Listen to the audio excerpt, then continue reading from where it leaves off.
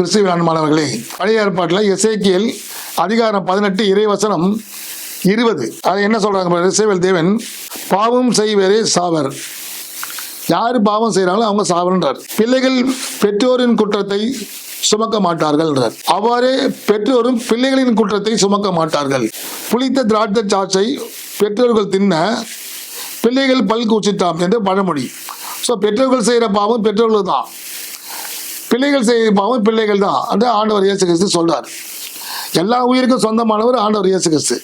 நம்ம குற்றத்தை நம்ம ஒத்துக்கின்னு நம்ம பாவம் மன்னிப்பு கேட்டு நம்ம பரிசுத்தமாக வாழ நம்ம இந்த உலகத்தில் கற்றுக்கணும்.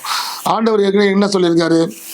நீங்கள் ஏதாவது தவறு செய்தால் கூட மன்னிப்பு கேட்டு நீ திருந்தி வாழணும்னு சொல்றாரு. ஸோ அதனால பெற்றோர்கள் செய்த பாவம் பெற்றோர்கள் தான், பிள்ளைகள் செய்த பாவம் பிள்ளைகள் தான். இந்த உயிர்கள் இருக்க அனைத்துக்கும் அவர் தான் சொந்தமாகும். அதனால இந்த உலகத்தில் நீங்கள் சிறியர்கள் பெரியவர்கள் எல்லோரும் ஆண்டவருடைய சட்டத்திட்டத்தை கேட்டு அதன்படி செயல்படுங்கள். கடவுள் நம்ம அனைவரையும் ஆசீர்வதிப்பார். ஆமென்.